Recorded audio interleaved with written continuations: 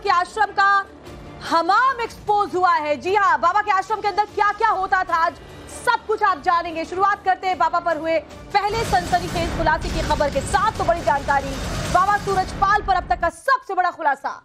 दौसा आश्रम के आसपास वालों का सनसनीखेज दावा, सुंदर लड़कियों को अपने पास ये बाबा रखता था। तो देखिए कैसे संगीन आरोप इस बाबा पर लग रहे हैं। दौसा में जो आश्रम है उसके ये खुलासे हुए आसपास के लोगों के जरिए, जहां दौसा की रहने वाली एक महिला ये कह रही है कि अपने आश्रम के अंदर लड़कियां रखता था और बाबा को नहलाने का काम ये लड़कियां करती थी। बाबा के कपड़े के धोने का इंतजाम ये लड़कियां करती थी। बाबा सूरजपाल पर देखिए कैसा चौंकाने वाला और बहुत ही संगीन खुलासा दौसा आश्रम के आसपास रहने वाले लोगों ने किया है। तो बड़ी खबर आपको बता रहे हैं, नवभारत से बोली दौसा की रहने वाली महिला बाबा को नहलाने का काम करती थी लड़कियां। बाबा के कपड़े के धोने के लिए ये लड़कियां वहां मौजूद रहती थी और खासतौर पर सुंदर लड़कियों को बाबा अपने आश्रम में रखा करता था। इससे पहले भी जो जानकारियां हासिल हुई है जिसमें दूध से बाबा को नहलाया जाता था। और जरा सुनिए अब क्या आरोप लग रहे हैं। इसके में जो भी मतलब कपड़ा धोने में, नहाने में, कुछ भी करने में लेडीज रहती है पास में। जेंट्स नहीं रहता ना, बिल्कुल नहीं। अंदर गद्दे वद्दे भी लगे हुए हैं, सब कुछ है, एसी भी लगी है, गद्दे भी लगे हैं। मतलब कि जो वीआईपी की जो सुविधा होती है ना वो इसके मकान में है। वहाँ पे कुछ इंजेक्शन भी मिले, अभी हमने देखे वहाँ पर इंजेक्शन लगे हैं। लड़के जो सुंदर होती है ना उन लड़कियों को अंदर रखता है, और जो बाकी होती है, आप मानते हो हमारे भी देवी देवता, हम गुजर है लेकिन हमारे देवी देवता हैं। तो देवी देवता होते हैं, किसी को ऊपरली परवाही होती है तो देवी देवता उसका समाधान करते हैं। लेकिन ये क्या करता है, जो अच्छी लेडीज होती है उसको तो अपने पास में रखता है, और बाकी जो दिखने में कुछ भी नहीं होती उन लेडीजों को ये घसीट के ले जाता है। मैंने खुद ने देखा है, घसीट के ले जाते हैं। उनके कभी कभी खून भी निकलते हैं। जब वो घसीट के ले जाते हैं ना तो कंकर चुभते हैं या फिर कोई होगी तो वो चुभते हैं, तो इसलिए वो घसीट के ले जाते हैं। मैंने खुद ने देखा है, और न मैं किसी से डरती, क्योंकि मैं एक आर्मी की घरवाली हूँ। आप तो बहादुर हैं। मेरा आदमी बाहर रहता है तो वो मतलब आप लोगों की सेवा भी करता है, मेरी भी सेवा करता है वो। सही बात। तो मैं किसी से नहीं डरती। मेरे सामने वाले हैं वो जाते हैं सब कुछ करते हैं और मुझे गाड़ी भी निकालते हैं। अगर आप जाओगे उसके बाद मुझे गाड़ी निकालेंगे, लेकिन मुझे किसी चीज का कोई डर नहीं है। मतलब महिलाओं को पास रखता था, आदमी नहीं रखता था? नहीं, उसके पास में एक पे आदमी नहीं है, सब लेडीज ही लेडीज है। सारे लेडीज थे? सारी लेडीज है। उसके कपड़े धोने में, नहलाने में, उसको सब कुछ उसको नहलाने वाली भी लेडीज थी? सब लेडीज है। और जो उसके जो मकान है आप देख के आए, उसका जो मकान है उसकी जो नाली है पानी की, उसमें मैंने ब्लीडिंग देखी है। तो सुना आपने, इस महिला ने जो चौंकाने वाला खुलासा किया है उसको सुनकर जाहिर तौर पर आप भी दंग रहे होंगे, क्योंकि दौसा स्थित जो ये आश्रम है उसमें ज्यादातर महिलाएं हैं जो बाबा के आसपास रहती हैं। ये सुंदर सुंदर लड़कियां उन्हें नहलाने का काम करती है, उनके कपड़े धोने का काम करती है, यानी कि बाबा को महिलाओं के आसपास रहना पसंद था। और इसलिए देखिए बड़ी खबर ये भी है कि स्थानीय महिला ने जो बाबा के काले चिट्ठे का पर्दाफाश किया है उसमें कई बड़ी बातें सामने आई हैं। एक महिला ने यह भी दावा किया कि बाबा ने कहा कि मेरे उसके बच्चे से कि प्रसाद खाओ और नौकरी मिलेगी। और भंवर हमारे साथ इस वक्त जुड़े हुए, सीधे उनका रुख कर लेते हैं। अब भंवर, हमने सुना जिस महिला से आपने बात किया उसने साफ साफ कई संगीन आरोप लगाए हैं। ये महिला तो सीधे कह रही है कि आसपास सिर्फ लड़कियां होती हैं इस बाबा के जो उन्हें नहलाने तक का काम करती हैं, और क्या क्या काले चिट्ठे दौसा से सामने आ रहे हैं। देखिए, दौसा से अगर काले चिट्ठों की बात करें तो बाबा का वहां पर पूरा अपना एक साम्राज्य था। वहां एक बहुत बड़ा मकान है जो कि पेपर लीक माफिया हर्षवर्धन का मकान है। आप ताजुब करेंगे कि एसओजी ने अपनी कार्रवाई करते हुए जिस हर्षवर्धन को गिरफ्तार किया है उसके मकान में बाबा का दरबार चलता था। और जो बच्चों को मिठाई खिलाने की बात जो महिला कर रही है कि उनके बच्चों को मिठाई खिला करके कहा जाता था कि आपकी नौकरी लग जाएगी, प्रसाद लीजिए, और वो प्रसाद देने वाला कोई दूसरा नहीं बल्कि हर्षवर्धन ही था, ये महिला ने कहा। तो ये बड़ी बात है कि पेपर लीक माफिया से उस व्यक्ति के ताल्लुकात थे। अंदर की तस्वीरें जो हैं वो बहुत कुछ कहती हैं। हम अपने दर्शकों को दिखाएंगे वहां की तस्वीरें कि किस तरीके से बाबा ने अपना साम्राज्य वहां फैला रखा था, क्या क्या चीजें चीजें हमें वहां पर इन्वेस्टिगेशन के दौरान मिली हैं, ये तमाम चीज हम दिखाने की कोशिश करेंगे। और सबसे बड़ी बात तो ये कि वहां के जो लोग हैं वो बहुत परेशान थे। उनका कहना था कि उनकी जो प्राइवेट सिक्योरिटी है वो वहां पर रास्ता जाम कर देती थी, किसी को अंदर बाहर नहीं जाने दिया जाता था, जबकि वो एक प्राइवेट कॉलोनी है, किसी की पर्सनल प्रॉपर्टी नहीं है कि वो किसी को आने और जाने नहीं दे। लेकिन महिलाओं को वहां घसीटना, महिलाओं को अंदर ले जाना, नाली से निकलता हुआ खून, ये तमाम तरह की बातें इस तरह की हैं जो चौंकाने वाली हैं। और आप देखिए कि उस आश्रम से मुश्किल से 2 या 3 मकान छोड़कर ये महिला रहती हैं। उनके बच्चे वहीं से कोचिंग के लिए जाते थे, एक 6 साल का बच्चा है, एक 3 साल का बच्चा है।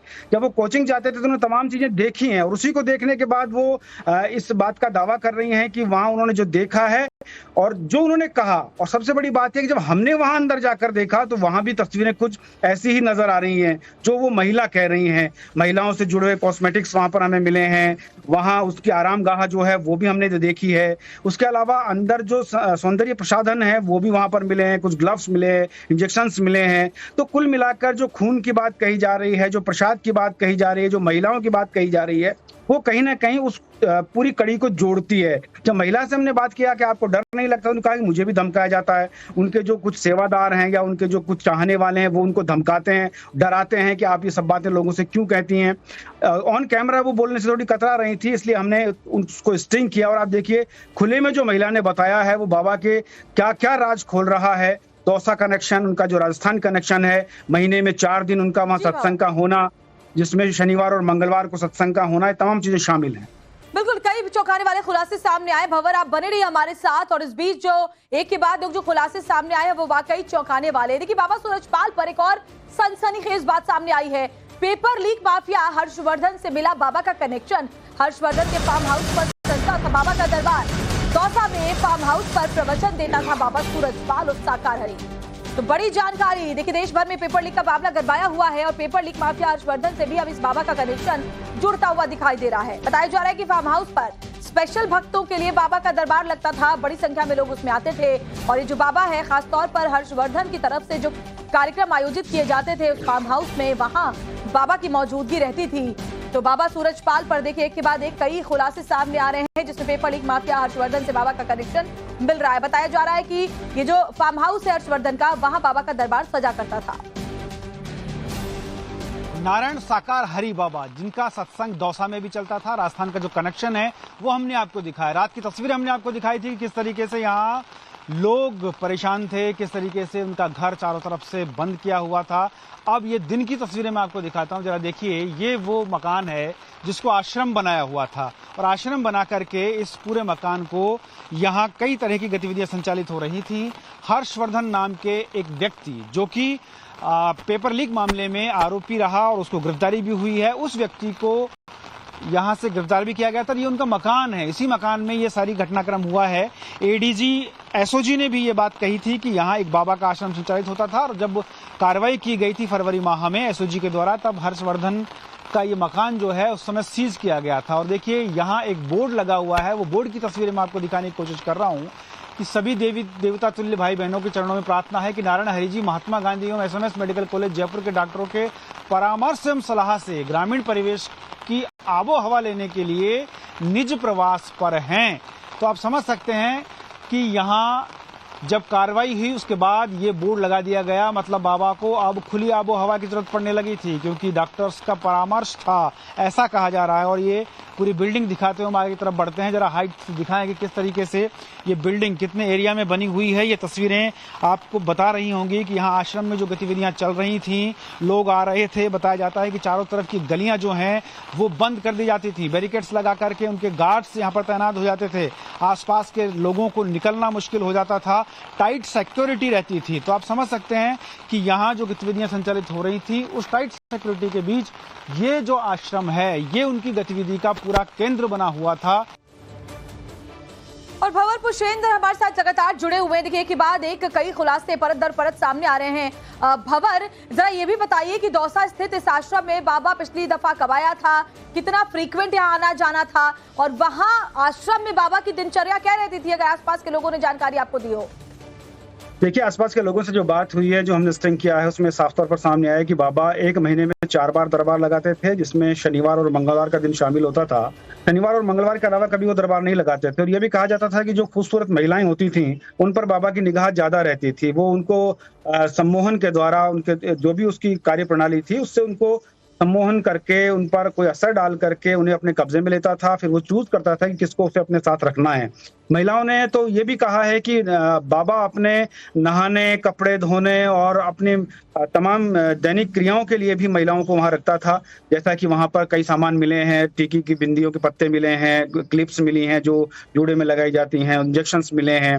तो तमाम तरह की बातें जो है वो कहीं न कहीं बाबा को संदेह के घेरे में लाती हैं और वो जो चीज़ें हमने देखी और वही लोगों ने बाहर हमें बताया, तब हमारा शक और ज़्यादा गहरा जाता है और उसकी पूरी तस्दीक हो जाती है कि किस तरीके से बाबा वहाँ सत्संग की आड़ में जो कुछ कर रहा था, वो क्या था? वो सबके सामने है, आँखों के सामने है और कैमरा एक-एक सबूत दे रहा है कि किस तरीके से बाबा वहाँ अपना मायाजाल फैला करके, भ्रमजाल फैला करके लोगों को अपने भ्रम में से नहीं चल रहा, इतने वक्त से चल रहा है, लेकिन वो तो हाथरस में इतना बड़ा हादसा हो गया, इसलिए बाबा के अलग अलग आश्रमों से अब ये तमाम सच्चाइयां, जो काली सच्चाई है बाबा की, वो सामने आ रही है। बने रही हमारे साथ। एक और बड़ी खबर जो आ रही है वो दर्शकों को बताते हैं। दौसा की स्थानीय महिला ने बाबा पर एक और खुलासा किया। ये महिला बताती है कि बाबा ने कहा कि मेरे बच्चे से प्रसाद खाओ, नौकरी मिलेगी। क्या है मामला, क्या है इनका? क्या देखते थे आप लोग, जो देखते होंगे ना उस समय? हाँ, पब्लिक आती थी। कितने लोग आते थे? कम से कम 1000-1500। मतलब महीने में कितनी बार? कम से कम महीने में नहीं, मतलब वो उनका ये होता था मंगलवार को, शनिवार को। अच्छा। तो कम से कम 1000-1500 तो आती थी, उसके अलावा भी ज़्यादा आती थी। महिलाएं वगैरह भी आते थे सर? महिला भी आती थी। अच्छा, बाहर के लोग ज़्यादा थे या यहीं के लोग थे? नहीं, यहाँ के नहीं थे, सब बाहर के थे? बाहर के थे। कहाँ के? यूपी, बिहार। यूपी बिहार के लोग आते थे। हाँ। अच्छा, कभी बातचीत हुई आपकी उनसे? मैं गई थी एक बार अच्छा। और मेरे बच्चे कोचिंग जाते थे उधर होके। हाँ। तो एक बार एक आदमी ने मेरे बच्चे से बोला था कि अगर आप हमारे यहाँ आओगे ना, हाँ। तो आप अच्छी नौकरी लगोगे। सुना आपने, कितने बड़ी बड़ी बातें सामने आ रही हैं बाबा सूरजपाल पर। एक और चौंकाने वाला खुलासा चलिए आपको बताते हैं। बाबा के आश्रम में नाले में लोगों ने खून तक बहते देखा है। दौसा आश्रम के आसपास वालों का सनसनीखेज दावा, तो क्या कुछ अंदर हुआ करता था? अब ये तो मुझे नहीं पता, अंदर जाके तो मैंने देखी नहीं, लेकिन ब्लीडिंग आई है। अच्छा। क्योंकि मेरे बच्चे उधर कोचिंग पढ़ते थे, उनको छोड़ने जाती मैं 3-4 बजे, तो मुझे हमेशा ब्लीडिंग दिखती थी। आप तो बहुत चौंकाने वाली चीजें बता रही हो। हाँ, आपको चौंकाने वाली बात बताऊंगी। मैं भी जाके आई थी। अच्छा। एक बार गई थी मैं। अच्छा। जब लोगों बाबा ने बात की कि वही ऐसा है, वो ऐसा है, भगवान है, हाँ, परमात्मा है, भगवान है, उसका साक्षात रूप है, तो मैं भी गई थी भगवान देखने। हाँ। लेकिन उस टाइम भगवान की तो कोई बात हुई नहीं। उसमें जो आदमी कॉमेडी करते हैं कि मतलब कि ये प्लाट है, इसको खरीदा, बेचा, कितने में खरीदा, कितने में बेचा, सिर्फ मैंने ये देखा है। प्रॉपर्टी का काम होता है? प्रॉपर्टी का। प्रॉपर्टी का काम होता है, ना तो किसी के पास कुछ भी इसका मतलब फिर हर्षवर्धन से मिला हुआ था? हर्षवर्धन मिला हुआ है। हर्षवर्धन के पास 6 करोड़ की जमीन मिली हुई है। जमीन मतलब प्रॉपर्टी कुछ बहुत प्लॉट है उसकी, वो तो एसओजी कर रही है, सारी कार्रवाई कर रही है। हाँ। तो उस चीज़ का मैंने देखा हुआ है और मैंने सब कुछ है।